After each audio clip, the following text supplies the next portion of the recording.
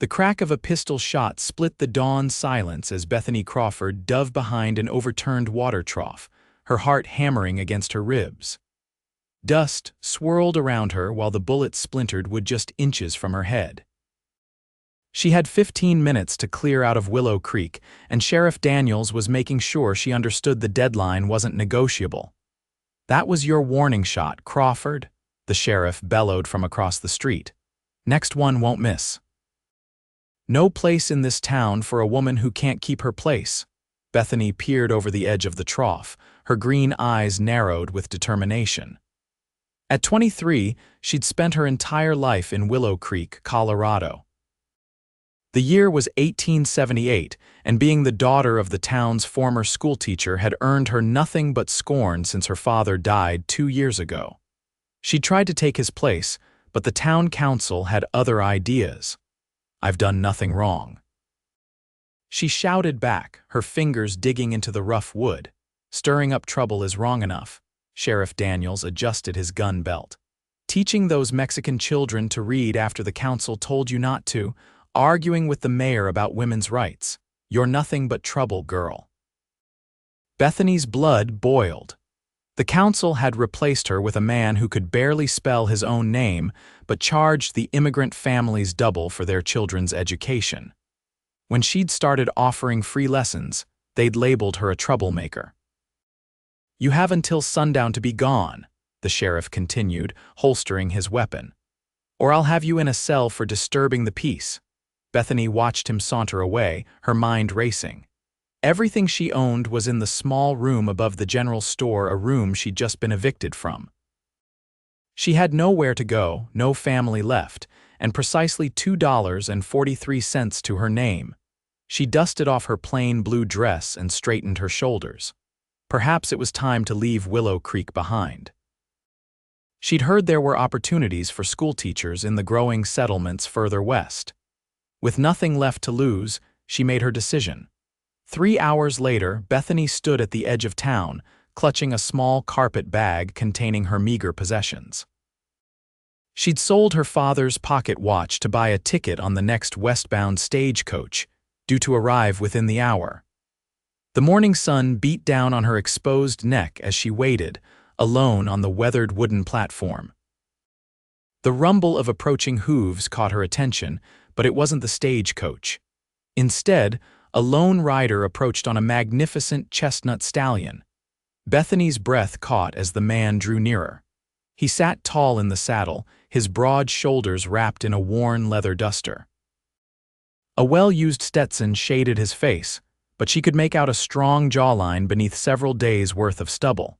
The stranger pulled his horse to a stop beside the platform, his piercing blue eyes assessing her with curiosity. "Waiting for the stage, madam." His voice was deep, like distant thunder over the plains. "Yes," Bethany replied cautiously. She'd learned not to trust too easily, especially when it came to men with guns, and this one had a revolver strapped to his hip. "Where you headed?" he asked, removing his hat to reveal thick dark hair that curled slightly at the ends. He couldn't have been more than 27. Bethany hesitated. "Wherever the stage is going, I suppose." A slight smile curved his lips. "That's not much of a plan." "It's the only one I have at the moment," she said, lifting her chin defiantly. The stranger dismounted in one fluid motion and tied his horse to the hitching post. "The name's Luke Reynolds," he said, extending his hand. Bethany regarded his outstretched palm with suspicion before briefly accepting it. "Bethany Crawford." "You're running from something, Miss Crawford," he stated. "It wasn't a question." "I'm simply seeking better opportunities elsewhere," she replied stiffly. Luke's eyes drifted to the bruise forming on her forearm where the sheriff had grabbed her earlier that morning. "Those opportunities wouldn't happen to include getting away from whoever did that, would they?" Bethany pulled her sleeve down quickly. "It's none of your concern, Mr. Reynolds." Before Luke could respond, the distant sound of gunfire erupted from the direction of town. Luke's hand immediately went to his revolver as he scanned the horizon. "That's no target practice," he muttered, his expression darkening. The gunfire intensified, followed by shouting. Luke turned to Bethany, his eyes serious. "Stay here." "I most certainly will not," she protested, gathering her skirts. "That's coming from near the schoolhouse. There are children there." Luke looked like he wanted to argue but instead nodded curtly. "Stay behind me." They hurried toward the commotion, Luke's long strides forcing Bethany to nearly run to keep up. As they rounded the corner toward the schoolhouse, the scene before them froze Bethany's blood. 3 men on horseback were firing into the air while a group of children, mostly from the Mexican families who worked the nearby ranches, cowered against the schoolhouse wall. The new schoolteacher lay unconscious on the ground, blood trickling from a gash on his forehead. "Get back on your side of town," one of the riders shouted at the terrified children. "School's not for your kind." Bethany recognized him immediately. Harold Thompson, the mayor's son. His companions were local ranch hands known for their meanness and quick tempers. "Those men are drunk," Luke whispered, his voice tight with anger. "They're always drunk," Bethany replied grimly. Without hesitation, she stepped forward, ignoring Luke's attempt to hold her back. "Thompson," she called out, her voice surprisingly steady, "leave those children alone." Harold whirled his horse around, nearly losing his seat, his face contorted with rage when he recognized her. "Crawford, thought the sheriff ran you out of town. Clearly not far enough," she replied. "Now leave these children be. They have every right to be here." Harold spat on the ground. "You never did learn your place, did you? Always sticking up for these worthless." "That's enough," Luke interrupted, stepping forward. His hand rested casually on his revolver, but there was nothing casual about his stance or the cold look in his eyes. Harold's gaze shifted to Luke, sizing him up. "Who the hell are you?" "Someone who doesn't appreciate seeing children frightened by cowards on horseback," Luke replied evenly. One of Harold's companions drew his pistol, but Luke was faster. In a blur of motion, he drew and fired, the bullet knocking the man's gun from his hand. The injured man howled in pain, clutching his bleeding fingers. "Next one won't be so merciful," Luke warned, his gun still raised, Harold's face flushed with fury and embarrassment. "This isn't over," he snarled, wheeling his horse around. "You just made a powerful enemy, stranger." With that, he and his companions galloped away, dragging their injured friend with them. As soon as they were gone, Bethany rushed to the children, speaking soothingly in a mixture of English and Spanish. Luke checked on the schoolteacher, helping the dazed man to his feet. "You need to get these children home," Luke told Bethany after the schoolteacher stumbled away, muttering about resigning his position. "I know," she said, her face pale but determined. "I'll take them." "I'll come with you," Luke offered, holstering his weapon. They spent the next hour escorting the children to their homes in the small collection of adobe buildings on the outskirts of town.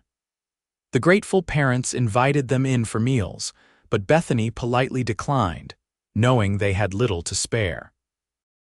As they walked back toward town, Luke broke the silence. "You taught these children, didn't you?" Bethany nodded, "until the town council decided I was unfit for the position. Because you taught everyone who wanted to learn. Because I'm a woman who doesn't know her place," she said bitterly. "Because I believe everyone deserves education, regardless of where they come from or how much money they have." Luke studied her face. "That's why you're leaving." "I've been officially banished," she admitted. "Sheriff gave me until sundown." They reached the stage platform again, but the stage coach hadn't arrived. Luke leaned against a post, crossing his arms. "Where will you go?" "I don't know," Bethany confessed. "I heard Silverdale is looking for a teacher." Luke's expression changed. "Silverdale, I know it well.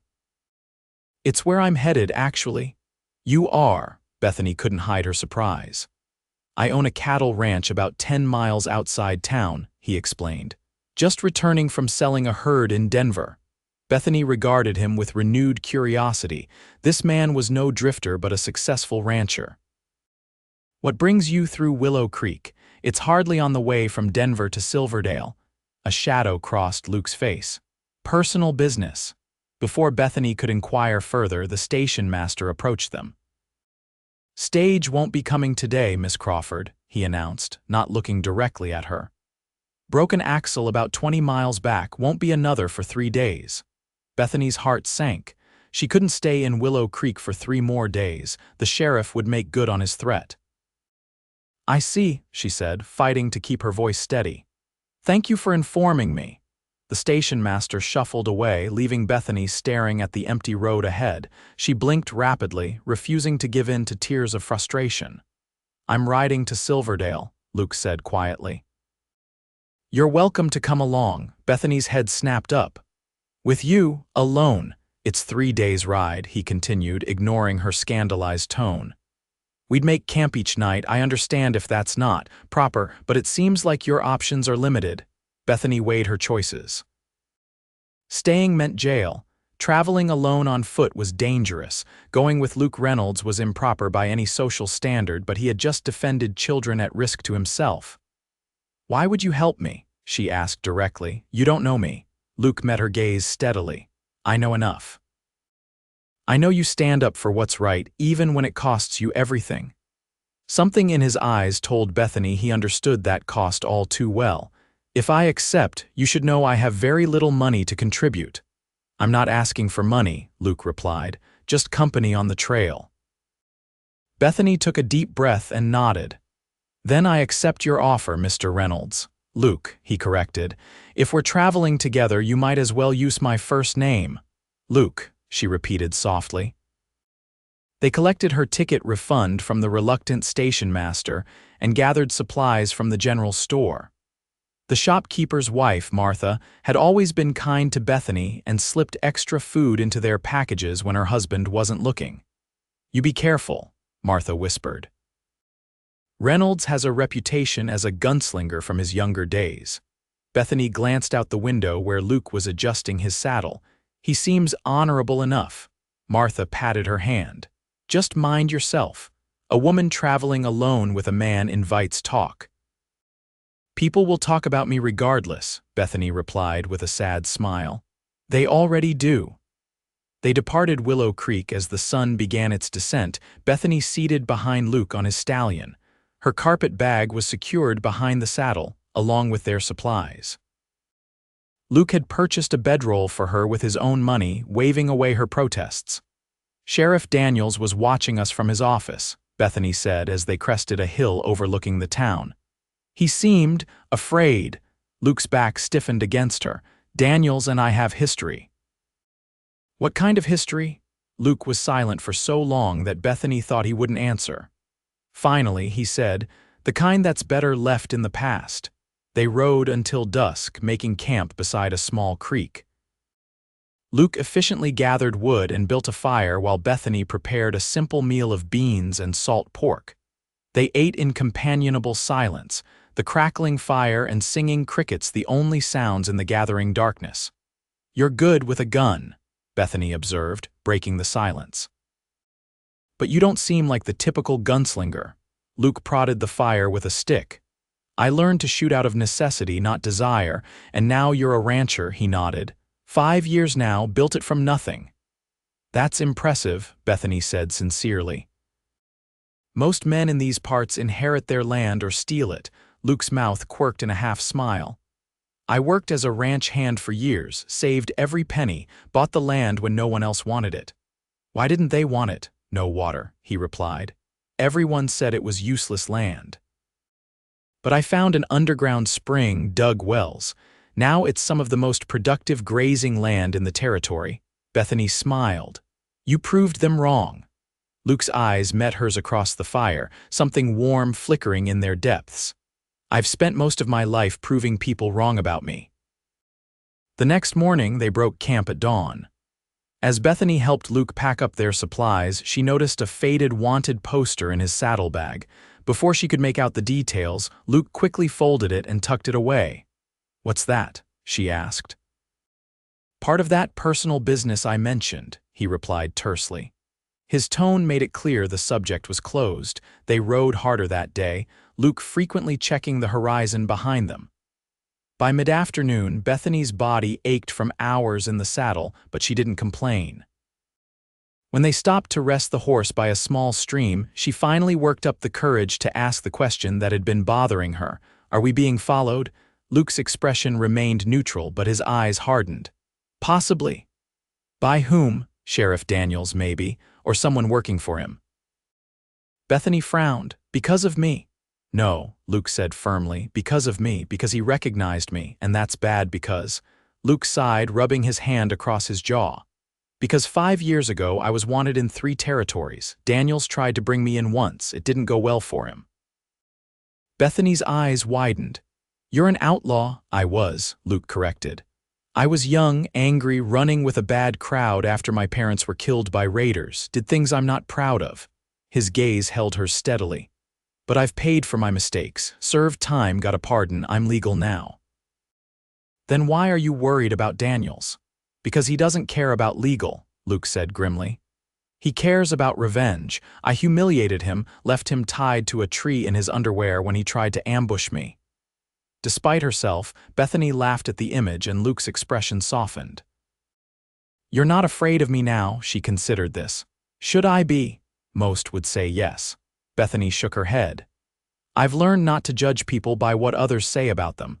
People said I was useless too, remember? Something shifted in Luke's eyes as he regarded her. You're unlike any woman I've ever met, Bethany Crawford.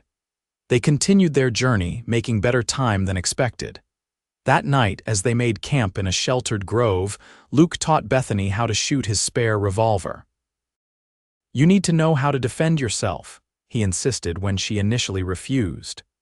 Especially if you're going to live out west. Reluctantly, Bethany allowed him to position her arms, his chest warm against her back as he showed her how to aim. Her first shot went wild, but by the 5th attempt, she was hitting the makeshift target with reasonable accuracy. You're a natural, Luke said approvingly.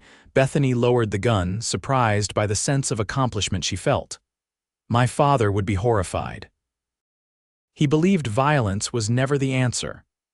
And what do you believe? Luke asked. She thought for a moment. I believe in standing up for what's right. Sometimes that requires force. Luke nodded, his expression thoughtful. Your father sounds like a good man. He was, Bethany said softly. He taught me that education is the great equalizer. That's why I fought so hard to teach everyone in Willow Creek. She sighed, staring into the fire. They called me troublemaker, rabble-rouser, useless, said a woman had no business trying to change things. Luke sat beside her, close enough that their shoulders nearly touched. They called me useless too, you know, when I bought that land, said I was throwing away good money on dead earth.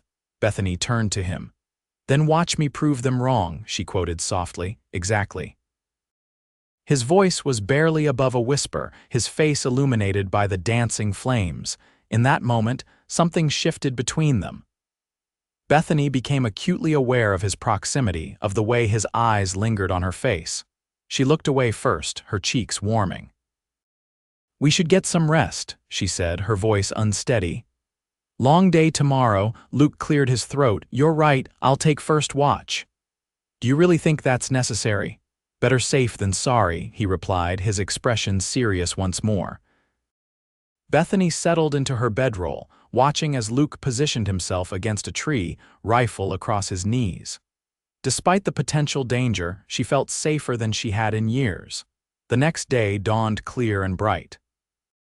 They made good progress through rolling hills that gradually gave way to more rugged terrain.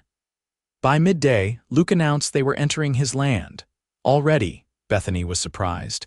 I thought we were still a day's ride from Silverdale. My property extends far, Luke explained with quiet pride. Nearly 15,000 acres, Bethany was impressed. For a man so young to have acquired so much was remarkable. How many cattle do you run? About 2,000 head, he replied, and I'm breeding horses now too. As they crested a hill, Luke suddenly tensed, pulling the horse to a stop. In the distance, a plume of smoke rose against the blue sky. That's coming from the direction of my ranch house, he said, his voice tight with concern. Without warning, he spurred the horse into a gallop. Bethany clung to his waist as they raced across the open grassland, the wind whipping her hair free from its pins. They rode hard for nearly an hour before the source of the smoke came into view. It wasn't the ranch house, but a line shack that was ablaze. 3 men on horseback were circling the burning structure, shouting and firing shots into the air. Even from a distance, Bethany recognized Sheriff Daniels' distinctive gray hat. Luke reined the horse to a stop behind a rocky outcropping. "Stay here," he ordered, helping Bethany dismount. "What are you going to do?" she asked, grabbing his arm, and this, he replied grimly, checking his revolver. "Luke, there are 3 of them," Bethany protested. "At least let me help." He hesitated, then nodded. "Can you ride?" "Yes, my father taught me." "Take the horse," he instructed. "Ride to the ranch house, it's about 2 miles that way, follow the creek. Find my foreman, Hector, tell him what's happening, he'll bring help." Bethany nodded, fear and determination warring within her. "Be careful." Luke squeezed her hand briefly. "I will now go." Bethany mounted the stallion and set off at a gallop, following the winding creek as instructed. Her heart pounded with fear for Luke, facing 3 armed men alone.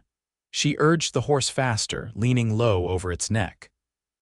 The ranch house appeared on the horizon, a substantial 2-story structure surrounded by outbuildings and corrals. As she approached, several men emerged with rifles, alerted by the sound of hooves. "Who goes there?" a tall Mexican man called out. "Are you Hector?" Bethany shouted, reining the horse to a stop. "Luke sent me. Sheriff Daniels and 2 others are burning the line shack. Luke's there alone." Hector's expression hardened. "Mount up," he yelled to the other men. Within minutes, 5 riders galloped toward the burning shack, with Bethany leading the way. When they arrived, the scene was chaos. The shack was fully engulfed in flames, and gunfire echoed across the valley.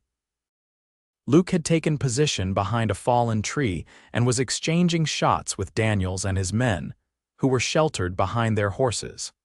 Hector immediately organized his men, spreading them out to flank Daniels' position.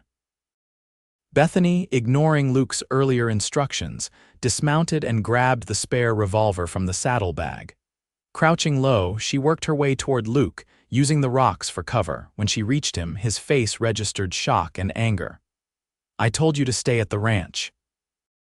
"I brought help," she retorted, nodding toward Hector and his men, who were now closing in on the sheriff's position. Luke's expression softened slightly. "You're either the bravest or the most foolish woman I've ever met." A bullet splintered the wood near Bethany's head, and Luke pulled her closer, shielding her with his body. "Daniels," Luke shouted, "this ends now. You're trespassing on my land." "You're a wanted man, Reynolds," Daniels called back. "I'm here to bring you in." "My pardon was signed by the territorial governor," Luke replied.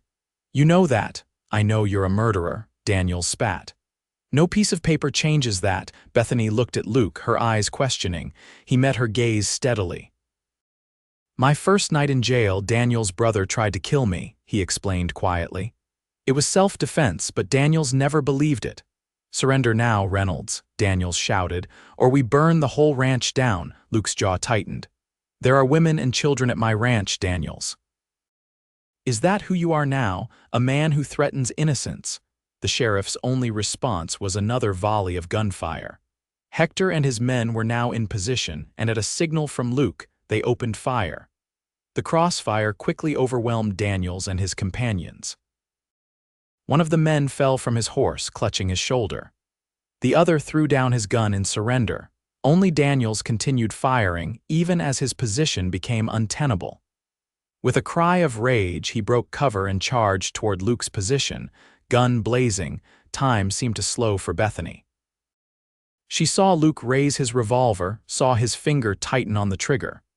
But then he hesitated, adjusting his aim at the last moment. His shot caught Daniels in the leg rather than the chest, dropping the sheriff to the ground. Luke was on him in an instant, kicking away his gun and pinning him down. "It's over, Daniels," he said firmly. "I'm not going to kill you, though God knows you deserve it." Daniels glared up at him, hatred burning in his eyes.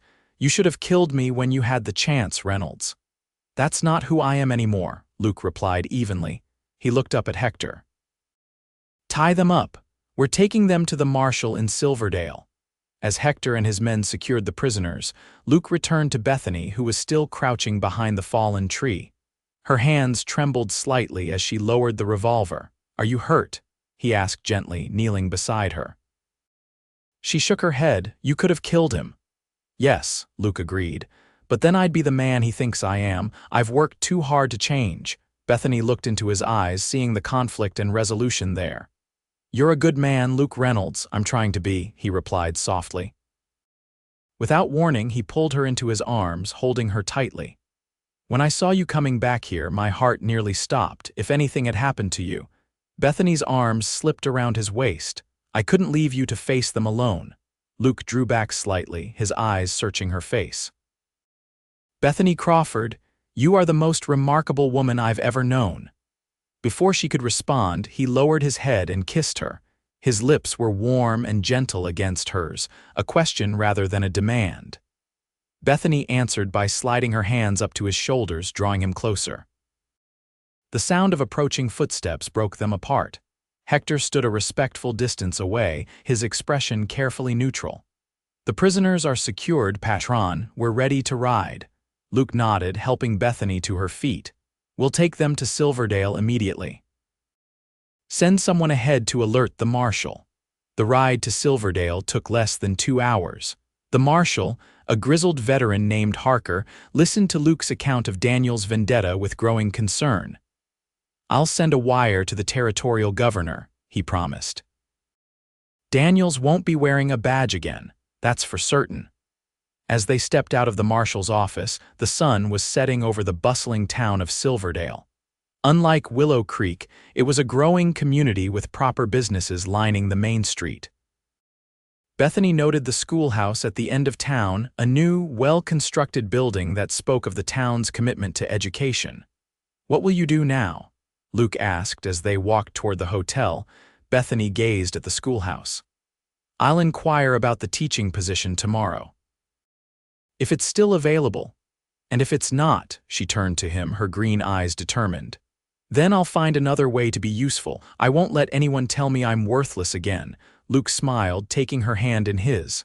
I have no doubt of that. They paused in front of the hotel. Propriety dictated they should part ways now, Bethany to take a room at the hotel, Luke to return to his ranch, but neither moved to separate. Come to dinner at my ranch tomorrow, Luke said suddenly. I want you to see it properly, not just in a crisis. Bethany hesitated. That would be improper. Hector's wife will be there, Luke assured her, and their children. It would be completely respectable. After a moment, Bethany nodded. I'd like that. True to his word, Luke sent a carriage for her the following evening. Bethany had spent the day inquiring about the teaching position, only to learn it had been filled just days before. Disappointment weighed heavily on her as she traveled to Luke's ranch. Her mood lifted as the carriage crested a hill, revealing the full extent of the Reynolds ranch. Lush pastures stretched in all directions, dotted with healthy cattle. The ranch house was impressive but welcoming, with a wide porch and warm light spilling from the windows. Several smaller houses clustered nearby, home to the ranch hands and their families. Luke waited on the porch, freshly shaven and dressed in clean clothes. His smile when he saw her made Bethany's heart skip a beat. Welcome to Raven Ridge Ranch, he said, helping her from the carriage. It's beautiful, Bethany replied sincerely. You've built something wonderful here.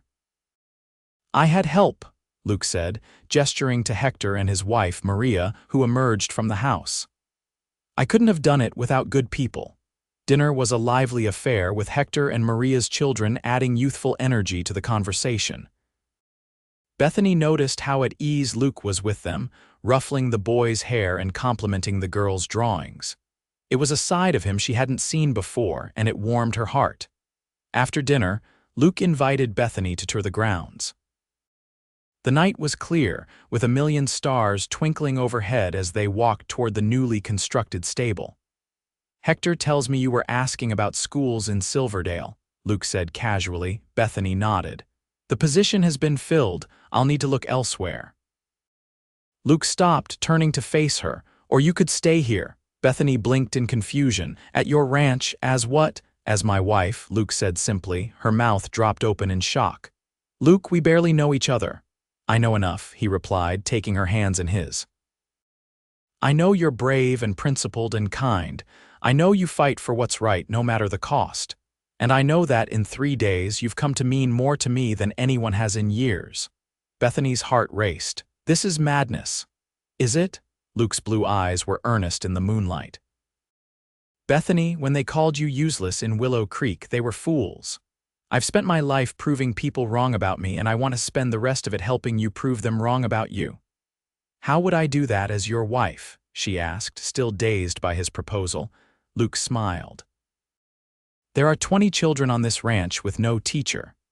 The nearest school is in town, too far for daily travel. You could build something here, a school for my workers' children, for neighboring ranches. Education that's available to everyone, regardless of background or wealth. Everything you fought for in Willow Creek you could create here. Tears sprang to Bethany's eyes as the possibilities unfolded before her. You would do that, support a school on your land. I would do anything to see you happy, Luke said softly, and to keep you by my side. But marriage. So quickly, Luke released one of her hands to gently brush a strand of hair from her face. I don't expect an answer tonight. Take time to think about it. Get to know the ranch, the people. See if this is a place you could call home. Bethany gazed up at him, this complicated man who had saved her in more ways than one. And if I say yes, the hope that blazed in Luke's eyes took her breath away. Then I'll spend every day making sure you never regret it. Over the next 2 weeks, Bethany immersed herself in ranch life. She met the families, spoke with the children, and began informal lessons under a sprawling oak tree. Each day, her vision for what the school could be grew clearer. And each evening, she found herself drawn more deeply into conversation with Luke, learning his past, his dreams, his heart. On a golden afternoon, 18 days after her arrival, Bethany sat with Luke on the porch, watching the sun set over their land. I've made my decision, she said quietly. Luke turned to her, his expression carefully controlled. And Bethany smiled, reaching for his hand. Yes, Luke Reynolds, I will marry you. The joy that transformed his face was answer enough to any lingering doubts. As he gathered her into his arms, Bethany knew with absolute certainty that this was where she belonged, not as a woman deemed useless, but as a partner to a man who had helped her prove them all wrong. 3 months later, they were married in the newly built schoolhouse on Raven Ridge Ranch, surrounded by friends and students. As they exchanged vows, Bethany thought of how far she had come from that desperate morning in Willow Creek. I love you, Luke whispered as he slipped the ring onto her finger. My brave, useful wife, Bethany smiled through happy tears, and I love you, my cowboy who kept his promise. Together, they had created something neither could have built alone: a home, a school, and a love that defied all expectations. In each other they had found not just acceptance, but celebration of the very qualities others had dismissed. And in that, they had both finally found home.